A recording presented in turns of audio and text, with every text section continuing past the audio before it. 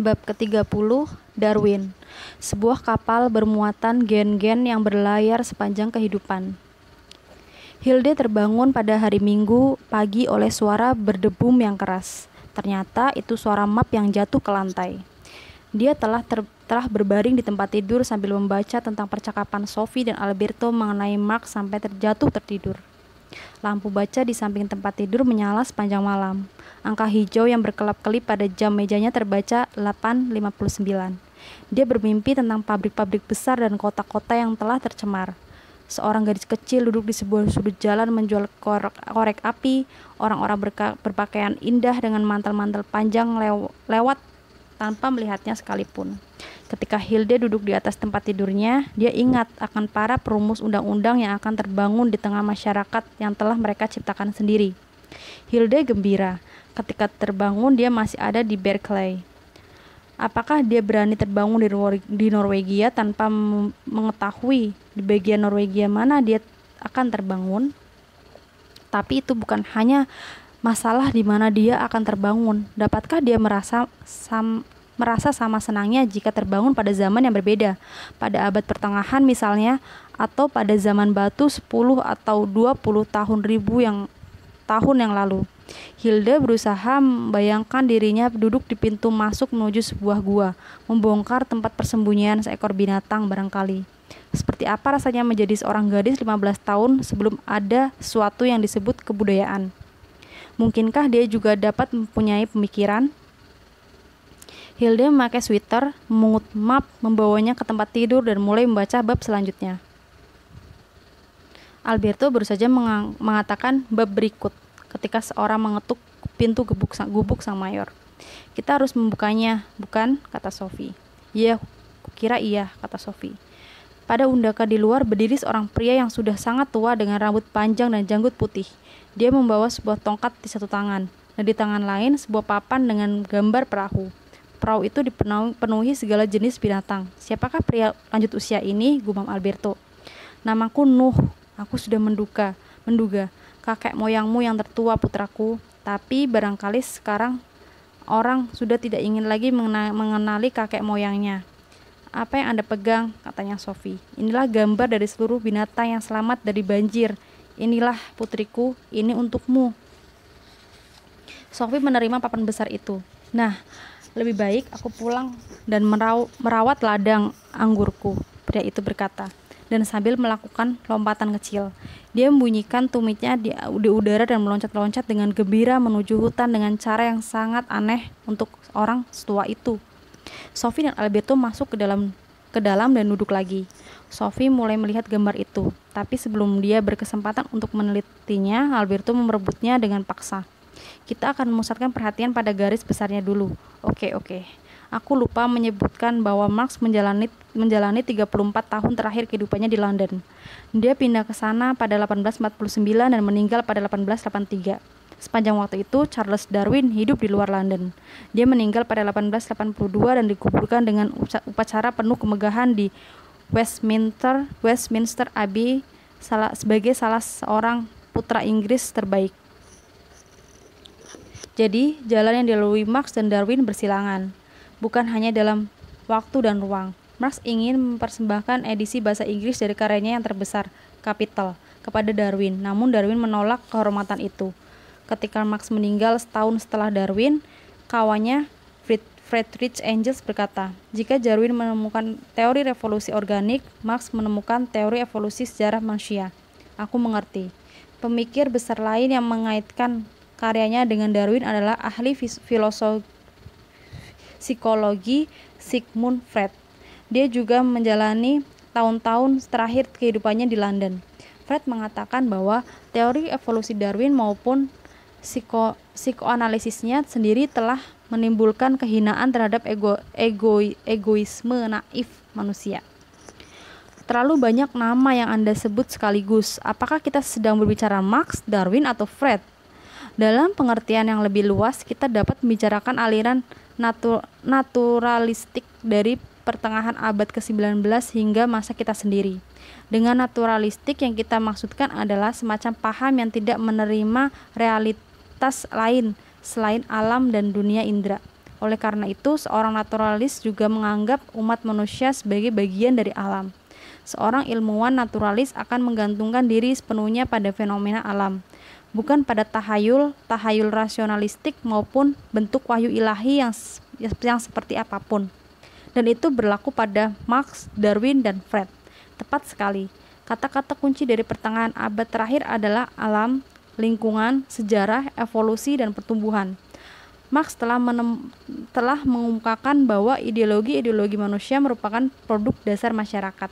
Darwin membuktikan bahwa manusia merupakan hasil suatu evolusi biologis yang berlangsung lambat, dan telah Freud mengenai bawah sadar mengungkapkan bahwa tindakan-tindakan manusia sering merupakan akibat desakan dan insting hewaniah. Kukira aku mengerti kurang lebih apa yang Anda maksud dengan naturalistik. Tapi bukankah lebih baik jika kita membicarakan tokoh-tokoh tersebut satu demi satu? Kita akan membicarakan Darwin, Sophie. Kamu mungkin ingat bahwa orang-orang sebelum Socrates mencari penjelasan alam tentang proses-proses alam. Sebagaimana mereka telah menjauhkan diri dari penjelasan-penjelasan mitologi kuno.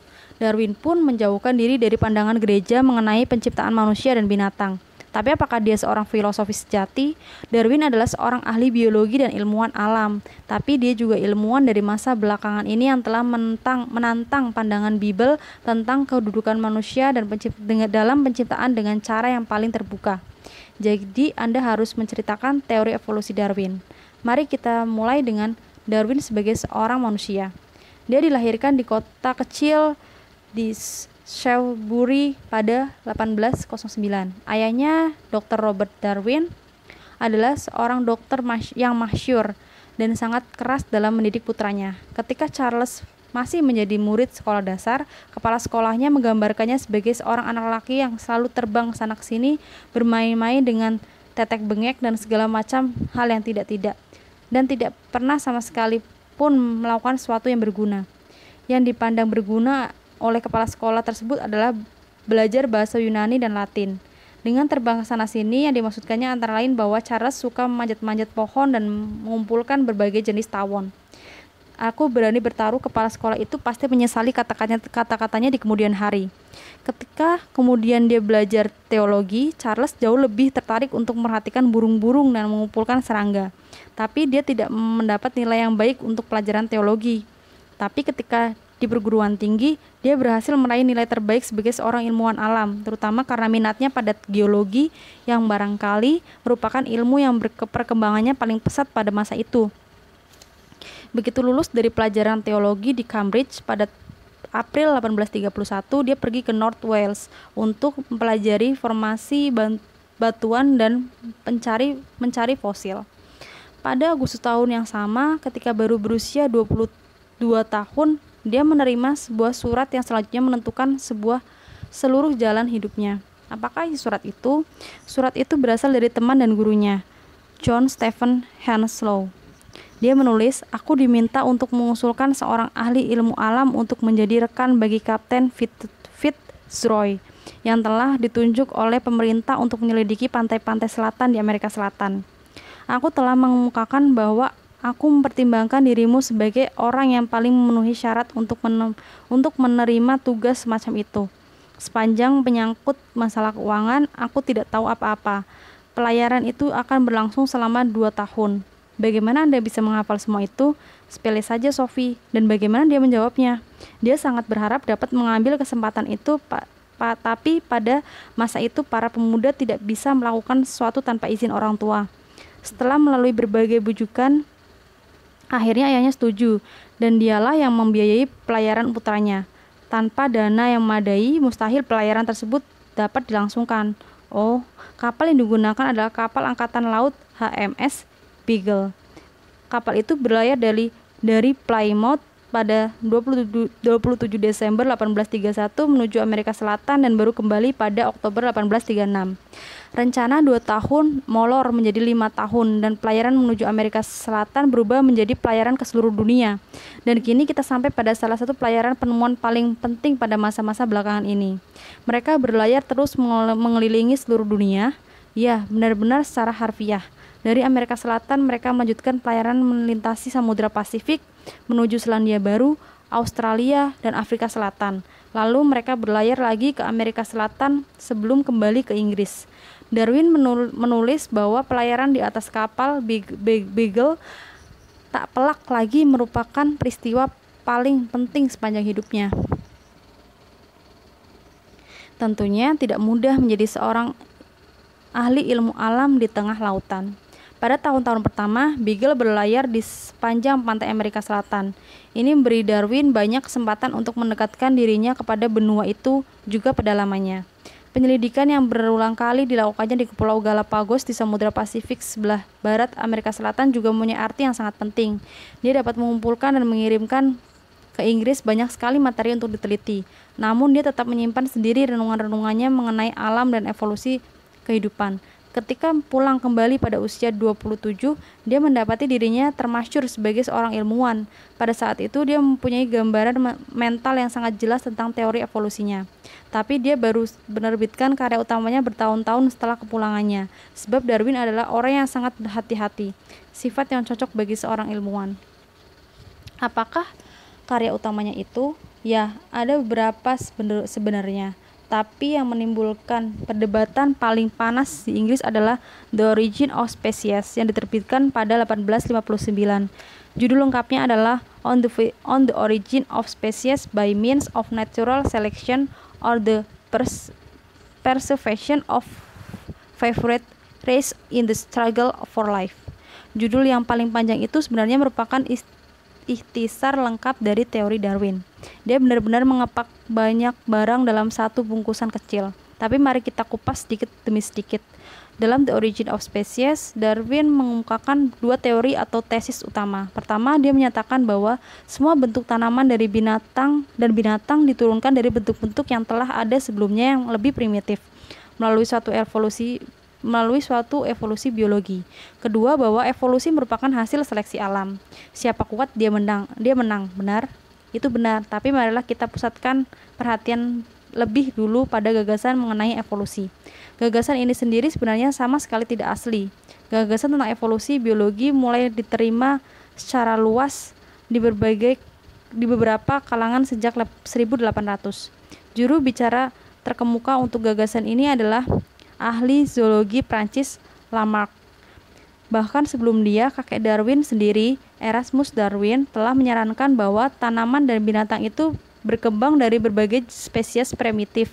Tapi tidak seorang pun dari mereka mengemukakan penjelasan yang dapat diterima mengenai cara terjadinya evolusi ini. Oleh karena itu, mereka tidak dianggap oleh para petugas gereja sebagai ancaman besar. Tapi Darwin merupakan ancaman terbesar.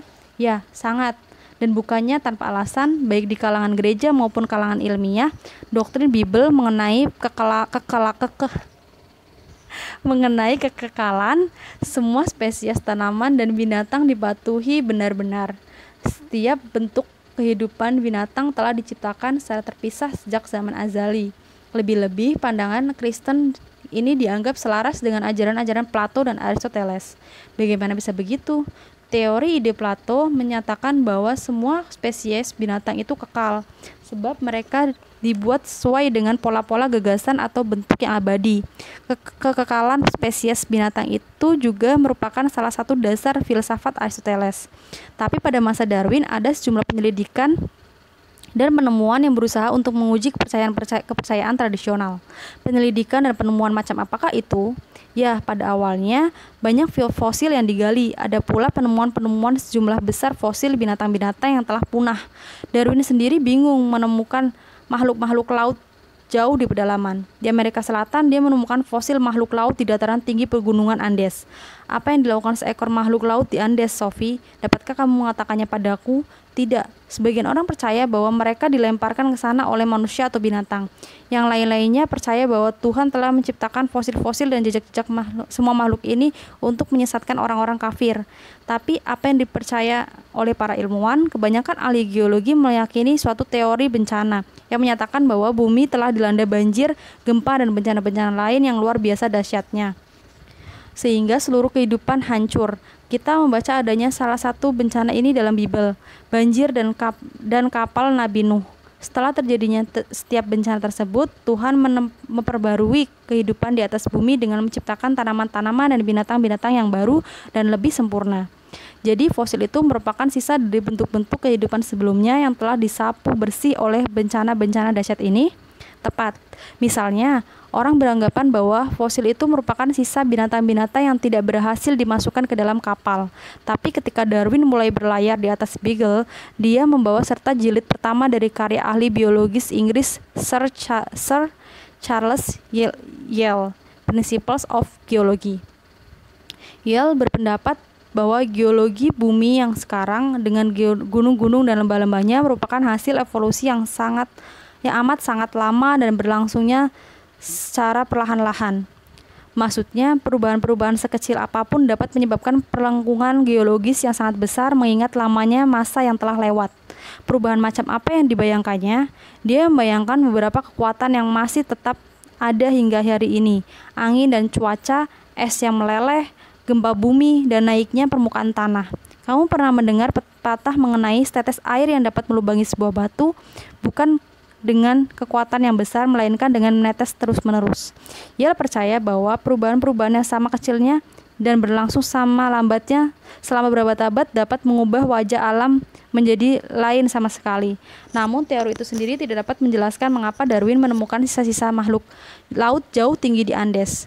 Tapi Darwin selalu ingat bahwa perubahan-perubahan kecil yang terjadi perlahan-lahan dapat mengakibatkan timbulnya perubahan-perubahan dramatis jika berlangsung dalam waktu yang cukup lama.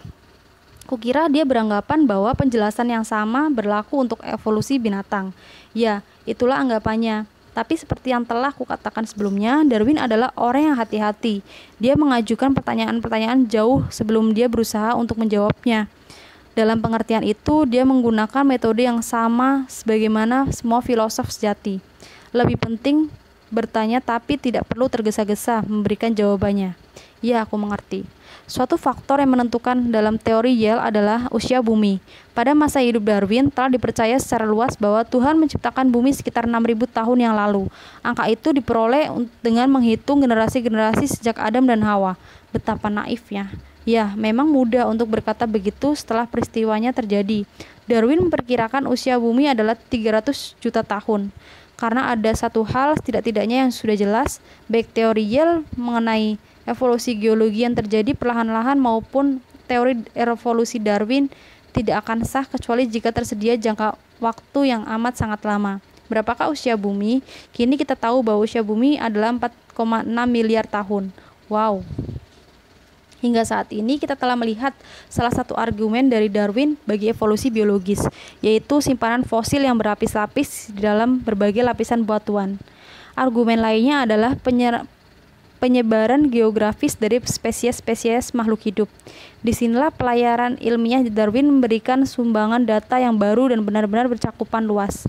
Dia telah melihat dengan mata kepalanya sendiri bahwa individu-individu itu dari spesies binatang tunggal di dalam wilayah yang sama dapat berbeda satu sama lainnya hanya dalam perincian yang paling kecil. Dia melakukan beberapa pengamatan menarik di Kepulauan Galapagos, sebelah barat Ekuador secara khusus. Ceritakan padaku tentang itu. Kepulauan Galapagos adalah kelompok pulau-pulau vulkanik. Oleh karena itu, tidak ada perbedaan besar pada kehidupan tanaman dan binatang di sana. Tapi Darwin justru tertarik pada perbedaan-perbedaan kecil. Di seluruh pulau itu, dia menemui kura-kura darat raksasa yang sedikit berbeda dari pulau ke pulau lainnya. Apakah Tuhan benar-benar telah menciptakan turunan kura-kura darat yang berbeda untuk setiap pulau? Hal itu patut diragukan. Pengamatan-pengamatan yang dilakukan Darwin terhadap kehidupan burung di Galapagos lebih mengherankan lagi. Burung-burung kutilang Galapagos benar-benar beragam dari satu pulau ke pulau lainnya, terutama dalam bentuk paruh mereka. Darwin membuktikan bahwa keragaman itu terkait erat dengan cara burung-burung kutilang tersebut menemukan makanan mereka di pulau-pulau yang berbeda. Burung kutilang darat dengan paruh berbentuk lancip memakan biji-biji pohon cemara. Burung kutilang pengicau lebih memakan serangga, dan burung kutilang pohon makan anai-anai yang diambil dari kulit kayu dan cabang-cabang pohon. Masing-masing spesies itu mempunyai paruh yang secara tepat disesuaikan dengan cara makan mereka. Mungkinkah semua burung kutilang itu diturunkan dari satu spesies yang sama, dan apakah burung-burung kutilang itu menyesuaikan diri dengan lingkungan mereka di atas pulau-pulau yang berbeda selama berabad-abad dengan cara sedemikian rupa sehingga spesies burung kutilang yang baru berkembang menjadi demikian. Itulah kesimpulan yang ditariknya, bukan? Ya, mungkin disitulah Darwin menjadi seorang Darwinis di Kepulauan Galapagos. Dia juga mengamati bahwa fauna di sana mempunyai banyak kesamaan dengan banyak spesies yang pernah dilihatnya di Amerika Selatan. Apakah Tuhan benar-benar telah menciptakan semua binatang ini sedikit berbeda satu sama lain, atau apakah telah terjadi evolusi? Dia semakin meragukan bahwa semua spesies itu kekal, tapi dia masih belum mempunyai penjelasan yang masuk akal tentang cara terjadinya evolusi semacam itu. Masih ada satu faktor lagi yang menunjukkan bahwa semua binatang di atas bumi mungkin saling berhubungan. Apakah itu? Perkembangan janin pada mamalia. Jika kamu membandingkan janin anjing, kelelawar, kelinci, dan manusia pada tahap awal, mereka tampak sedemikian rupa sehingga sulit menunjukkan perbedaannya. Kamu tidak dapat membedakan janin manusia dari janin kelinci, sehingga tahap yang sangat lanjut. Mungkinkah ini membuktikan bahwa kita merupakan keluarga jauh, tapi dia masih belum menemukan penjelasan tentang bagaimana terjadinya evolusi. Dia terus-menerus merenungkan teori Yale mengenai perubahan-perubahan kecil yang dapat memberi pengaruh besar dalam jangka waktu yang sangat lama. Tapi dia tidak dapat menemukan penjelasan yang dapat diterapkan sebagai suatu prinsip umum. Dia sudah mengenal baik teori ahli zoologi Prancis Lamarck yang telah membuktikan bahwa spesies yang berbeda mengembangkan ciri-ciri yang mereka butuhkan. Jerapah misalnya lehernya menjadi panjang sebab selama beberapa generasi mereka harus meraih dedaunan di pohon-pohon yang tinggi. Lamarck percaya bahwa ciri-ciri yang diperoleh setiap individu melalui usaha-usahanya sendiri diturunkan pada generasi selanjutnya. Tapi teori mengenai pewarisan ciri-ciri perolehan ini ditolak oleh Darwin. Sebab Lamarck tidak mempunyai bukti bagi pernyataan yang berani tersebut. Bagaimana Darwin mulai mencari jalan pemikiran lain yang jauh lebih jelas? Kamu nyaris dapat mengatakan bahwa mekanisme aktual di balik evolusi spesies itu berada tepat di depan hidungnya sendiri. Jadi apakah itu? Aku lebih suka kamu memikirkan sendiri mekanisme itu. Maka aku bertanya, jika kamu punya 3 ekor sapi, tapi makanan ternak yang kamu punyai hanya cukup untuk mempertahankan hidup 2 ekor sapi, apa yang akan kamu lakukan? Kukira aku akan membunuh salah seekor dari mereka. Baiklah, mana yang akan kamu bunuh? Kukira aku akan membunuh sapi yang menghasilkan susu paling sedikit. Benarkah? Ya, itu logis bukan? Itulah tepatnya yang dapat dilakukan umat manusia selama ribuan tahun. Jika kita belum selesai dengan kedua sapimu, misalnya kamu ingin salah satu di antaranya beranak, manakah yang kamu pilih? Sapi yang menghasilkan susu paling banyak, jadi anaknya mungkin akan menjadi sapi yang menghasilkan banyak susu pula. Jadi kamu lebih suka sapi yang menghasilkan banyak susu daripada yang tidak. Kini tinggal satu pertanyaan lagi. Jika kamu seorang pemburu dan kamu punya 2 ekor anjing pemburu, tapi harus mengorbankan salah seekor di antaranya, mana yang kamu pertahankan? Anjing yang paling pandai menemukan jenis buruan yang kucari, itu jelas. Tentunya demikian, kamu akan lebih menyukai anjing pemburu yang lebih baik. Begitulah tepatnya cara orang membiarkan binatang peliharaan selama lebih dari 10.000 tahun, Sophie. Ayam betina tidak selalu bertelur 5 kali seminggu. Domba tidak selalu menghasilkan banyak wol, dan kuda tidak selalu sekuat dan secepat apa yang ada sekarang. Para peternak yang telah melakukan seleksi buatan. Hal yang sama terjadi pada dunia tanaman. Kamu tidak akan menanam kentang yang buruk jika ada bibit kentang yang baik, dan kamu tidak akan membuang-buang waktu menuai gandum yang tidak menghasilkan biji. Darwin mengemukakan bahwa tidak ada sapi, tidak ada batang gandum, tidak ada anjing, dan tidak ada burung kutilang yang persis sama. Alam menghasilkan variasi yang luar biasa banyaknya. Bahkan dalam spesies yang sama tidak ada 2 individu yang benar-benar sama. Kamu mungkin mengalaminya sendiri ketika kamu minum cairan biru itu. Memang, jadi kini Darwin harus bertanya pada dirinya sendiri, mungkinkah suatu mekanisme yang sama bekerja di alam juga? Mungkinkah alam melakukan seleksi alam terhadap individu mana yang akan bisa bertahan, dan dapatkah seleksi alam semacam itu dalam waktu yang sangat amat lama menghasilkan spesies flora dan fauna yang baru? Kutebak jawabannya adalah ya. Darwin masih belum dapat membayangkan bagaimana seleksi alam semacam itu bisa terjadi.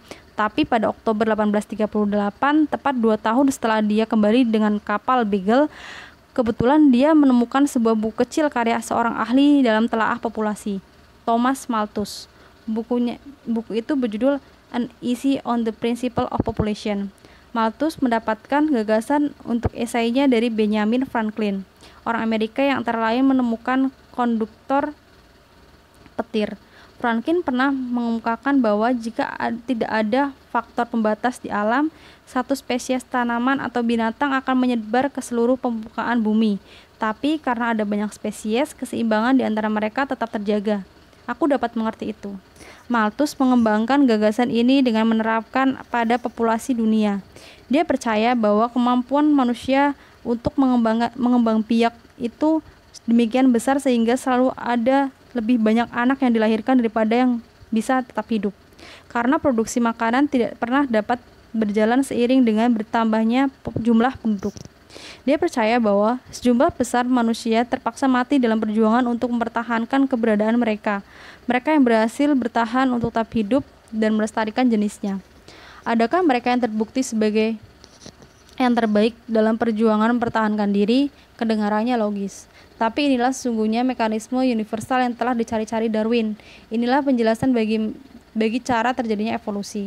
Itu dikarenakan adanya seleksi alam dalam perjuangan mempertahankan kehidupan, di mana mereka yang paling mampu menyesuaikan diri dengan lingkunganlah yang akan bertahan dan melestarikan jenisnya. Ini adalah teori kedua yang diajukan dalam The Origin of Species. Dia menulis, gajah dianggap sebagai pembiak paling lambat dari semua binatang yang dikenal. Tapi jika dia mempunyai 6 anak dan hidup sampai umur 100 tahun, setelah jangka waktu dari 740 hingga 750 akan ada hampir 19 juta gajah yang hidup dan yang diturunkan dari pasangan pertama. Belum lagi ribuan telur ikan cod dari seekor cod. Darwin lebih jauh mengemukakan bahwa perjuangan untuk bertahan yang paling berat seringkali terjadi di antara spesies-spesies yang paling mirip satu sama lain. Mereka harus berjuang untuk mendapatkan makanan yang sama. Di situ kelebihan-kelebihan kecil, yaitu variasi yang sangat kecil, benar-benar muncul. Semakin sengit perjuangan untuk bertahan hidup, semakin cepat terjadinya evolusi spesies baru, sehingga hanya yang paling mampu menyesuaikan diri inilah yang akan bertahan dan yang lainnya akan mati. Semakin sedikit makanan yang ada dan semakin banyak anak-anaknya, semakin cepat evolusi terjadi. Ya, tapi ini bukan hanya menyangkut makanan, sama pentingnya bagi mereka yang menghindar agar tidak dimakan binatang, misalnya untuk mempertahankan hidupnya. Binatang tertentu mempunyai kamuflase pelindung, kemampuan untuk berlari cepat, mengenali musuh, atau yang paling buruk mempunyai bau yang menjijikan. Racun yang dapat membunuh pemangsa juga sangat berguna. Itulah sebabnya mengapa banyak kaktus yang beracun, Sophie. Praktis tidak ada tanaman lain yang dapat tumbuh di gurun, sehingga tanaman ini sangat rentan terhadap binatang-binatang pemakan tanaman. Kebanyakan kaktus juga berduri. Kemampuan untuk melakukan reproduksi juga sangat penting, itu jelas. Darwin menelaah kecerdikan dari penyerbukan tanaman secara sangat terperinci. Bunga-bunga menampilkan bentuk dan warna yang indah serta bau yang harum untuk menarik serangga yang sangat penting untuk penyerbukan. Untuk melestarikan jenis mereka, burung-burung melantunkan nada-nada yang merdu. Seekor sapi jantan yang tenang atau murung dan tidak berminat pada sapi betina berarti tidak berminat untuk meneruskan keturunannya pula. Sebab dengan ciri-ciri seperti itu, jalur keturunannya akan segera terputus.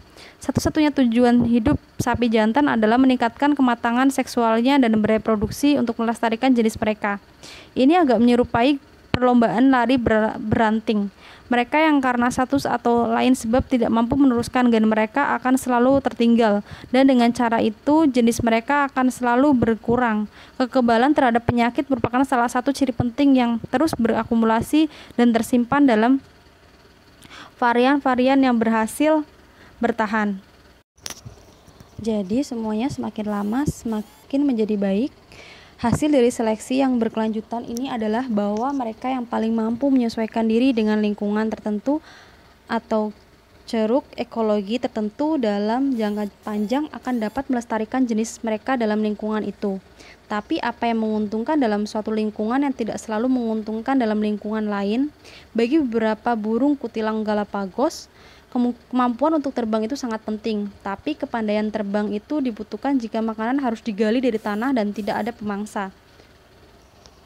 Alasan mengapa spesies binatang semakin bertambah banyak selama berabad-abad ini adalah karena adanya banyak ceruk dalam lingkungan alam. Sekalipun demikian, hanya ada satu jenis manusia. Itu karena manusia mempunyai kemampuan unik untuk menyesuaikan diri dengan kondisi-kondisi kehidupan yang berbeda. Salah satu hal yang paling mengherankan Darwin adalah cara orang-orang Indian di Tierra del Fuego berusaha untuk hidup dalam kondisi iklim yang begitu berat. Tapi itu tidak berarti bahwa semua musim sama. Mereka yang hidup di dekat Khatulistiwa mempunyai warna kulit yang lebih gelap dibanding orang-orang yang tinggal di daerah utara. Sebab kulit yang gelap gelap melindungi mereka dari matahari. Orang-orang berkulit putih yang menjemur diri mereka di bawah matahari untuk waktu lebih rentan terkena kanker kulit. Apakah juga menguntungkan untuk mempunyai kulit putih jika Anda tinggal di negeri-negeri utara? Ya, sebab jika tidak demikian, setiap orang di atas bumi ini akan berkulit hitam. Tapi kulit putih lebih mudah membentuk vitamin-vitamin matahari, dan itu sangat penting di daerah yang hanya dapat menikmati sedikit sinar matahari. Kini hal itu tidak terlalu penting lagi sebab kita dapat memastikan bahwa kita telah mendapat cukup vitamin matahari dalam makanan kita. Tapi tidak ada sesuatu pun di alam ini yang berkembang sendiri. Segala sesuatu selalu mengalami perubahan-perubahan kecil yang akan memberi pengaruh pada generasi-generasi selanjutnya yang tak terbatas jumlahnya. Sungguh fantastis. Memang benar. Jadi sejauh ini kita dapat meringkas teori evolusi Darwin dalam beberapa kalimat. Teruskan. Kita tidak mengatakan bahwa bahan mentah di balik evolusi kehidupan di atas bumi adalah variasi individu-individu yang terus berkembang di dalam spesies yang sama, plus keturunan dalam jumlah besar, yang berarti bahwa hanya sebagian di antara mereka yang bertahan hidup. Mekanisme sesungguhnya atau daya dorong di belakang evolusi karenanya adalah seleksi alam dalam perjuangan untuk mempertahankan diri. Seleksi ini memastikan bahwa yang paling kuat atau yang paling cocok itulah yang menang. Tampaknya nama logisnya dengan penjumlahan matematika bagaimana penerima orang terhadap The Origin of Species. Buku itu menyebabkan timbulnya kontroversi sengit. Gereja memprotes keras dan dunia ilmu pengetahuan terpecah secara tajam. Itu sebenarnya tidak terlalu mengherankan. Bagaimanapun Darwin telah memisahkan Tuhan jauh-jauh dari tindak penciptaan. Meskipun ada sebagian orang yang menyatakan bahwa menciptakan sesuatu dengan potensi evolusi bawaan itu lebih hebat daripada menciptakan suatu entitas yang sudah baku. Tiba-tiba Sophie melompat dari kursinya. "Lihat di luar sana," dia berseru. Dia menunjuk keluar jendela. Di sana di dekat danau, seorang pria dan seorang wanita sedang berjalan bergandengan tangan. Mereka dalam keadaan telanjang bulat. "Itu Adam dan Hawa," kata Alberto. Lambat laun mereka terdorong untuk mengadu untung bersama si topi merah dan alis di negeri ajaib. Itulah sebabnya mereka muncul di sini. Sophie pergi ke jendela untuk memperhatikan mereka, tapi dengan cepat mereka menghilang di antara pepohonan.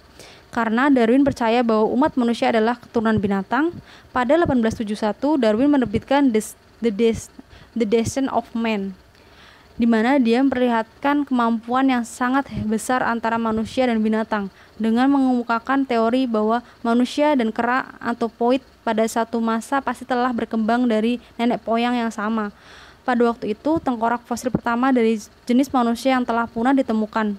Pertama-tama di Rock of Gibraltar dan beberapa tahun kemudian di Neanderthal di Jerman. Anehnya, protes yang timbul pada 1871 lebih sedikit daripada 1859 ketika Darwin menerbitkan The Origin of Species. Tapi keturunan manusia dari binatang telah tersirat juga dalam buku pertama itu.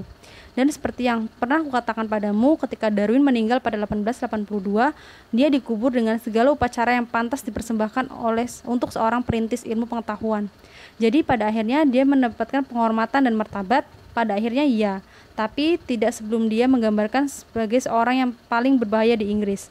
Astaga, mari kita berharap hal itu tidak benar, tulis seorang wanita kelas atas, tapi kita memang benar. Marilah kita berharap bahwa hal itu tidak diketahui oleh umum. Seorang ilmuwan terkemuka mengungkapkan pemikiran serupa, suatu penemuan yang memalukan, dan semakin sedikit yang kita ketahui tentang hal itu semakin baik. Itu nyaris membuktikan bahwa manusia berkerabat dengan burung unta. Komentar bagus. Itu memang mudah bagi kita untuk berbicara begitu sekarang. Orang-orang mendadak dipaksa untuk memperbarui seluruh pendekatan mereka terhadap kitab Kejadian. Penulis muda John Ruskin mengemukakannya seperti ini. Kalau saja para ahli geologi tidak menggangguku, setiap selesai membaca satu ayat Bible, aku mendengar dentuman palu mereka. Dan dentuman palu itu menyuarakan keraguannya terhadap firman Tuhan, itu barangkali yang dimaksudkannya. Sebab yang digoyahkan bukan sekedar penafsiran harfiah kisah penciptaan. Ini teori Darwin sesungguhnya adalah variasi-variasi acak yang pada akhirnya melahirkan manusia.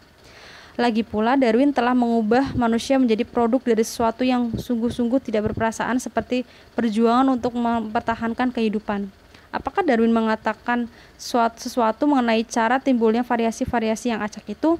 Kamu menyentuh titik paling lemah dalam teorinya. Gagasan Darwin tentang keturunan sangat kabur, sesuatu yang terjadi dalam proses persilangan. Seorang ayah dan seorang ibu tidak pernah mendapatkan dua anak yang sama. Selalu ada sedikit perbedaan. Di samping itu adalah sulit untuk menghasilkan sesuatu yang benar-benar baru dengan cara itu. Lagi pula, ada beberapa tanaman dan binatang yang melakukan reproduksi dengan tunas atau melalui pembagian sel semata. Untuk menjawab pertanyaan bagaimana variasi-variasi itu muncul, teori Darwin dilengkapi dengan apa yang disebut neo-darwinisme. Apakah itu? Seluruh kehidupan dan seluruh reproduksi pada dasarnya adalah pembagian sel. Ketika sebuah sel terbagi menjadi dua sel yang sama dihasilkan dengan faktor-faktor keturunan yang sama persis. Dalam pembagian sel, karenanya, kita katakan bahwa sebuah sel membuat salinan dirinya sendiri. Ya, tapi kadang-kadang kesalahan-kesalahan kecil terjadi dalam prosesnya, sehingga sel salinan itu tidak persis sama dengan sel induknya. Dalam istilah biologi modern ini disebut mutasi. Mutasi-mutasi itu bisa jadi tidak relevan sama sekali, atau mereka dapat mendorong timbulnya perubahan-perubahan yang dapat dilihat dalam perilaku individu tersebut. Mereka dapat secara langsung membahayakan dan mutan-mutan semacam itu selalu disisihkan dari kelompok besarnya. Banyak penyakit sesungguhnya merupakan akibat dari mutasi-mutasi ini. Tapi kadang-kadang mutasi dapat memberikan pada individu itu ciri positif tambahnya yang justru diperlukan untuk bertahan dalam perjuangan untuk mempertahankan kehidupan. Seperti leher yang lebih panjang misalnya. Penjelasan Lamarck tentang mengapa jerapah mempunyai leher yang begitu panjang adalah bahwa jerapah itu selalu berusaha untuk meraih ke atas. Tapi menurut Darwinisme, ciri semacam itu tidak diturunkan. Menurut Darwin, leher panjang jerapah itu merupakan hasil suatu variasi. Neo-Darwinisme melengkapi penjelasan itu dengan menunjukkan adanya penyebab yang jelas dari variasi istimewa semacam itu. Mutasi, ya, jelas bahwa perubahan-perubahan yang tak disengaja dalam faktor keturunan memberikan kepada nenek moyang jerapah leher yang sedikit lebih panjang dibanding rata-rata. Ketika persediaan makanan terbatas, ini dapat berperan penting. Jerapah yang dapat meraih paling tinggi di pepohonan memperoleh hasil yang paling banyak. Kita juga dapat membayangkan bagaimana beberapa jerapah primal semacam itu mengembangkan kemampuan mereka untuk menggali tanah untuk mencari makanan. Selama jangka waktu yang sangat panjang, satu spesies binatang yang kini telah lama punah pasti dapat membagi dirinya menjadi dua spesies. Kita dapat mengambil beberapa contoh yang lebih mutakhir dari cara kerja seleksi alam. Ya, silahkan. Di Inggris ada spesies kupu-kupu tertentu yang dinamakan peppered moth yang hidup di cabang-cabang pohon birkin perak. Pada abad ke-18, kebanyakan peppered moth berwarna abu-abu keperakan. Dapatkah kamu menduga mengapa, Sophie? Agar mereka tidak mudah dilihat oleh burung-burung pemangsa. Tapi dari waktu ke waktu akibat terjadinya mutasi-mutasi kebetulan, lahir beberapa anak dengan warna lebih gelap. Menurutmu bagaimana keadaan varian-varian yang lebih gelap ini? Mereka lebih mudah dilihat sehingga lebih mudah disambar oleh burung-burung pemangsa. Ya, sebab di lingkungan itu di mana cabang-cabang pohon birkin berwarna perak, warnanya lebih gelap merupakan ciri yang tidak cocok. Jadi peppered moth yang lebih pucat selalu meningkat jumlahnya. Tapi kemudian suatu terjadi pada lingkungan tersebut. Di beberapa tempat, cabang-cabang yang berwarna perak itu menjadi hitam akibat jelaga industri. Menurutmu apa yang terjadi pada peppered moth waktu itu? Ya, yang warnanya lebih gelap lebih mampu bertahan. Ya, peningkatan jumlah mereka terjadi dalam waktu yang tidak terlalu lama. Dari 1848 hingga 1948, proporsi peppermint warna gelap meningkat dari 1 hingga 99% di tempat-tempat tertentu. Lingkungan telah berubah dan tidak lagi menguntungkan bagi yang berwarna terang. Justru sebaliknya, para pecundang putih itu tersingkir dengan bantuan burung-burung begitu mereka muncul di cabang-cabang pohon. Tapi kemudian suatu yang penting terjadi lagi. Menurunnya penggunaan batu bara dan peralatan penyaring yang lebih baik dari pabrik-pabrik belakangan ini menghasilkan lingkungan yang lebih bersih. Jadi kini pohon birkin berwarna perak lagi, dan karenanya peppermint berproses untuk kembali pada warna peraknya lagi. Inilah yang kita sebut adaptasi. Itu sudah merupakan hukum alam. Ya, aku mengerti. Tapi ada banyak contoh tentang itu, tentang ikut campurnya manusia dalam lingkungan. Seperti apa? Misalnya orang-orang telah berusaha untuk memusnahkan hama dengan berbagai obat membasmi hama. Pada mulanya ini dapat memberikan hasil yang sangat bagus. Tapi ketika kamu menyemprot sebuah ladang atau kebun buah dengan obat membasmi hama, sesungguhnya kamu menimbulkan miniatur bencana lingkungan bagi hama yang ingin kamu basmi. Akibat mutasi yang terjadi terus-menerus, satu jenis hama berkembang dengan kekebalan terhadap obat pembasmi hama yang telah digunakan. Kini para pemenang tersebut dapat bebas bermain sehingga menjadi semakin sulit saja untuk memerangi jenis-jenis hama tertentu semata-mata akibat usaha manusia untuk memusnahkan mereka. Varian yang paling kebal adalah yang dapat bertahan hidup, tentu saja. Itu sungguh mengerikan. Jelas ini merupakan santapan untuk pikiran kita. Kita juga berusaha untuk memerangi parasit dalam tubuh kita sendiri dalam bentuk bakteria. Kita menggunakan penisilin atau jenis-jenis antibiotika lainnya. Ya, dan penisilin juga merupakan bencana lingkungan bagi setan-setan kecil itu. Tapi karena kita terus menggunakan penisilin, kita membuat bakteria tertentu menjadi kebal dan dengan demikian menghasilkan sekelompok bakteria yang jauh lebih sulit untuk diperangi daripada sebelumnya. Kita menyadari bahwa kita harus menggunakan antibiotik yang lebih kuat lagi, hingga sampai akhirnya mereka merangkak keluar dari mulut kita. Mungkin kita harus mulai menembaki mereka. Itu mungkin sedikit berlebihan, tapi jelas bahwa ilmu kedokteran modern telah menciptakan sebuah dilema serius. Masalahnya bukan hanya satu bakteri yang menjadi semakin jahat. Pada masa lalu ada banyak anak yang tidak dapat bertahan hidup. Mereka meninggal akibat berbagai penyakit. Kadang-kadang hanya sebagian kecil yang berhasil diselamatkan. Tapi dalam satu pengertian, ilmu kedokteran modern telah menyelewengkan seleksi alam. Sesuatu yang telah berhasil menyembuhkan seorang individu dari penyakit serius dalam jangka waktu justru melemahkan kekebalan seluruh umat manusia terhadap penyakit-penyakit tertentu. Jika mereka sama sekali tidak menurunkan perhatian pada apa yang dinamakan kemerosotan higienis, kita akan mendapati diri kita berhadapan dengan kehancuran umat manusia. Potensi manusia untuk menolak penyakit serius akan menjadi lemah. Alangkah mengerikannya prospek itu. Tapi seorang filosof sejati tidak boleh menahan diri dari mengemukakan sesuatu yang mengerikan jika dia percaya hal itu benar. Maka mari kita coba ikhtisar yang lain.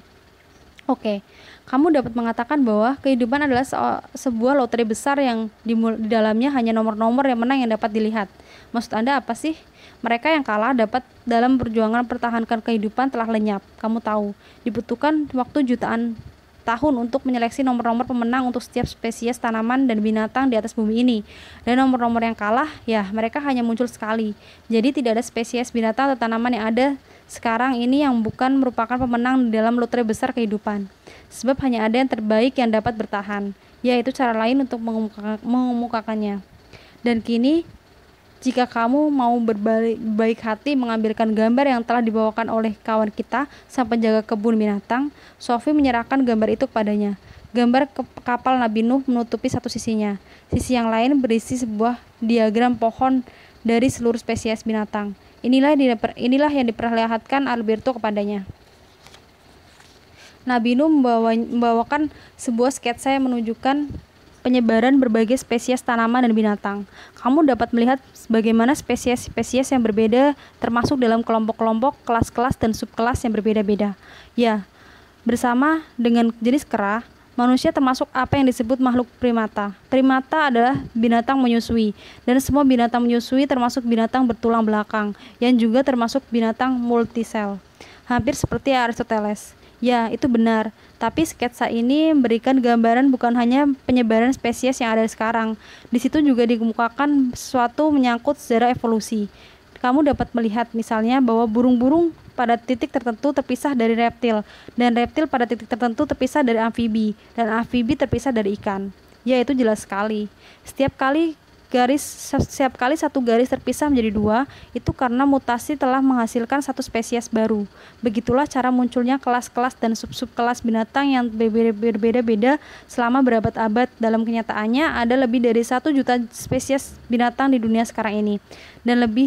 Dan yang 1 juta ini hanyalah sebagian dari spesies yang pernah hidup pada suatu masa di atas bumi.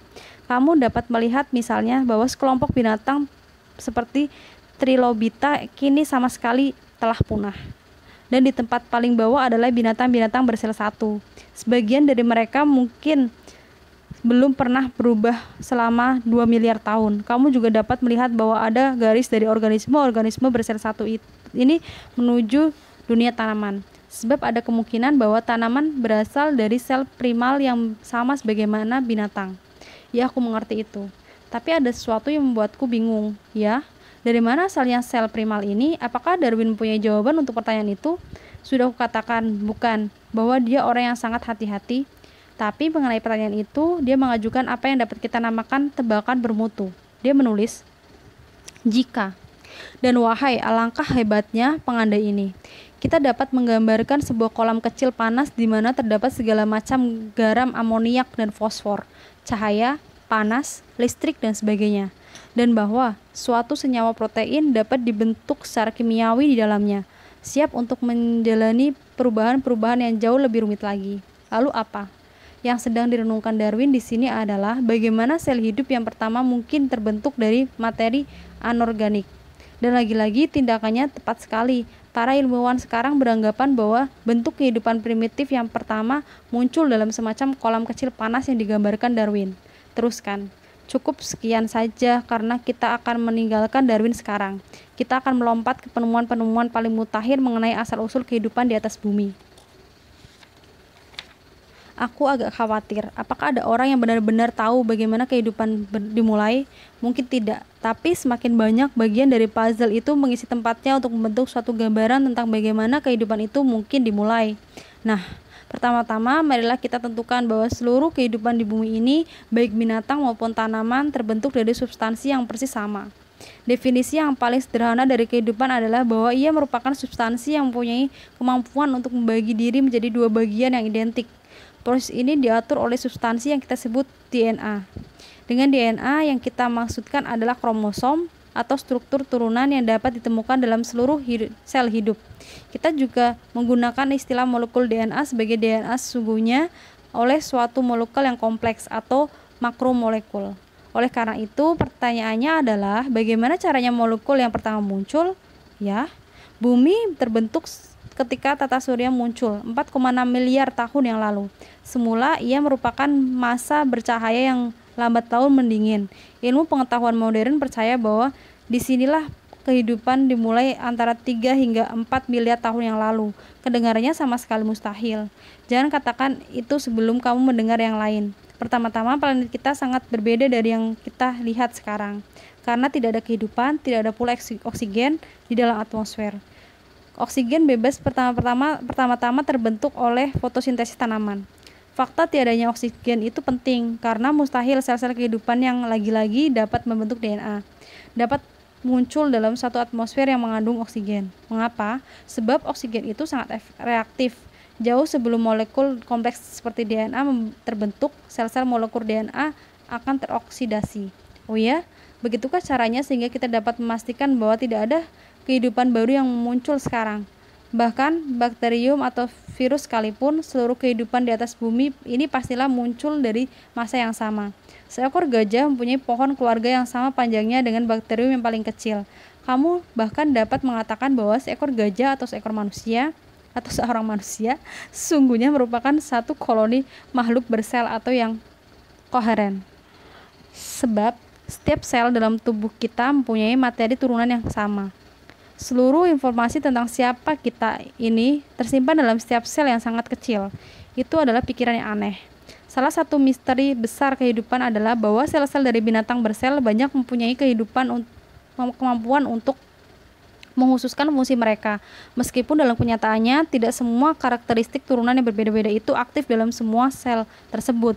Salah satu karakteristik atau gen ini diaktifkan dan yang lainnya dinonaktifkan. Sel hati tidak menghasilkan protein yang sama seperti sel saraf atau sel kulit. Tapi ketiga jenis sel itu mempunyai molekul DNA yang sama, yang mengandung seluruh informasi untuk organisme tersebut. Karena tidak ada oksigen di atmosfer, tidak ada lapisan ozon yang melindungi bumi, itu berarti tidak ada sesuatu pun yang dapat menahan radiasi kosmos. Ini juga penting sebab radiasi ini barangkali sangat dibutuhkan untuk membentuk molekul kompleks yang pertama. Radiasi kosmik semacam ini merupakan energi aktual yang menyebabkan berbagai substansi kimia di atas bumi bergabung menjadi satu molekul yang rumit. Oke, coba kemukakan kembali. Sebelum molekul kompleks semacam itu yang menciptakan seluruh kehidupan dapat dibentuk, setidak-tidaknya dua syarat harus terpenuhi. Tidak boleh ada oksigen di atmosfer dan harus ada jalan masuk bagi radiasi kosmik. Aku mengerti. Dalam kolam kecil panas ini atau subprimal sebagaimana sering disebut oleh para ilmuwan modern, pernah terbentuk suatu molekul yang amat sangat rumit yang mempunyai kemampuan luar biasa untuk membagi dirinya menjadi dua bagian yang identik. Dan demikianlah proses evolusi yang panjang itu dimulai, Sophie. Jika kita ingin menyederhanakannya, kita dapat menyatakan bahwa kita sedang membicarakan materi turunan pertama, DNA pertama atau sel hidup yang pertama. Ia membagi dirinya lagi dan lagi, tapi sejak tahap yang paling awal telah terjadi transmutasi. Setelah masa ribuan tahun lewat, salah satu organisme bersel satu berhubungan dengan organisme bersel banyak yang lebih rumit. Dengan demikian dimulailah fotosintesis tanaman, dan dengan cara itu atmosfer mulai berisi oksigen. Ini menimbulkan dua akibat. Pertama, atmosfer memungkinkan terjadinya evolusi binatang yang dapat bernafas dengan bantuan paru-paru. Kedua, atmosfer melindungi kehidupan dari berbagai kosmik yang berbahaya. Anehnya, radiasi ini yang barangkali merupakan tanda penting dalam pembentukan sel pertama juga membahayakan seluruh bentuk kehidupan. Tapi atmosfer tidak mungkin terbentuk dalam waktu semalam. Bagaimana bentuk-bentuk kehidupan paling awal mempertahankan diri? Kehidupan dimulai di lautan primal, yaitu apa yang kita maksudkan dengan subprimal.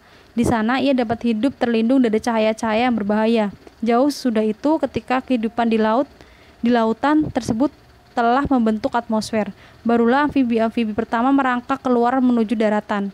Selebihnya adalah seperti yang telah kita bicarakan, dan disinilah kita duduk di sebuah gubuk di tengah hutan, mengingat-ingat kembali suatu proses yang telah terjadi selama 3 atau 4 miliar tahun.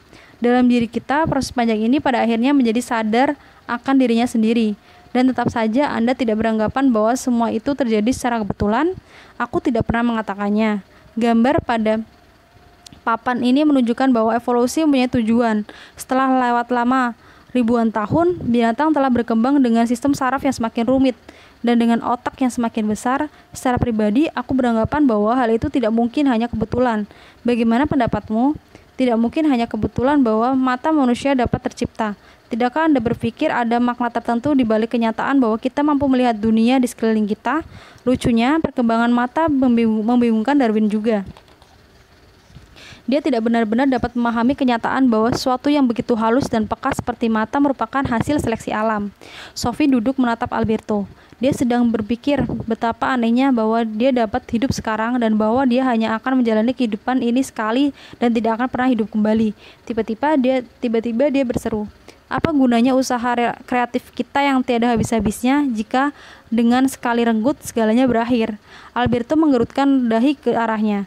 "Kamu tidak boleh berbicara seperti itu, Nak. Kata-kata itu berasal dari setan. Setan atau Mephistopheles dalam karya Goethe Faust was sols und den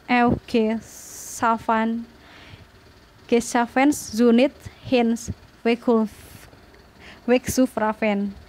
Ada arti kata-kata itu ketika Faust meninggal dan melihat kembali pada apa yang telah dikerjakannya dalam hidupannya, dia berkata dengan penuh kemenangan, "Lalu pada sangkala dapat kukatakan, tunggulah kini, kamu yang begitu baik. Catatlah kehidupanku di atas bumi, yang tak dapat dihapuskan masa. Datanglah Sasmita dan mengisiku dengan kebahagiaan. Kunikmati kesenanganku, puncak hidupku di sini. Sungguh puitis. Tapi kemudian tibalah giliran setan. Begitu Faust meninggal, dia berseru, "Sepatah kata tolol, enyahlah." Lalu bagaimana? Lenyap. Lenyap menuju ketiadaan, menyatu dengan kehampaan. Apa gunanya usaha kreatif kita yang tiada habis-habisnya? Jika dengan sekali renggut segalanya berakhir, ia telah enyah. Bagaimana jawab teka-teki ini? Seakan-akan segala sesuatunya tidak pernah dimulai, namun selalu kembali. Keberadaan yang dimiliki, aku lebih suka menyimpan kekosongan abadi. Itu pesimistis. Aku paling suka bagian yang pertama. Meskipun kehidupan sudah lewat, Faust melihat adanya makna dalam segala sesuatu yang akan ditinggalkannya. Dan bukankah sudah merupakan konsekuensi teori Darwin bahwa kita menjadi bagian dari sesuatu yang mencakup segalanya, di mana setiap bentuk kehidupan yang sangat kecil mempunyai makna dalam gambar besar. Kitalah planet yang hidup itu, Sophie. Kitalah kapal besar yang berlayar mengelilingi matahari yang membakar alam raya. Tapi kita masing-masing adalah juga sebuah kapal bermuatan gen-gen yang melayari kehidupan. Jika kita sudah membawa muatan itu dengan selamat ke pelabuhan berikut, berarti hidup kita tidak sia-sia. Thomas Hardy mengungkapkan pemikiran yang sama dalam puisinya Transformation. Bagian dari pohon cemara ini, adakah yang akan dilihat cucuku setelah dia dewasa? Berkembang di sini di akarnya. Cabang ini mungkin istrinya. Kehidupan manusia yang kemerahan, kini berubah menjadi tunas hijau. Rumput ini pasti terbuat dari dia yang sering berdoa. Dia di abad yang lalu untuk beristirahat, dan gadis yang dulu jelita. Yang kucoba untuk mengenalnya, mungkin memasuki kembang mawar ini. Jadi mereka tidak berada di bawah tanah, melainkan sebagai urat saraf yang menyatu dalam pertumbuhan di udara terbuka. Dan mereka merasakan sinar matahari dan hujan, dan energi sekali lagi, yang menjadikan mereka seperti adanya dulu. Sungguh indah, tapi kita tidak akan berbicara lagi. Aku hanya akan mengatakan bab berikut. Oh, hentikanlah ironi itu. Bab berikut, kataku, harus dipatuhi.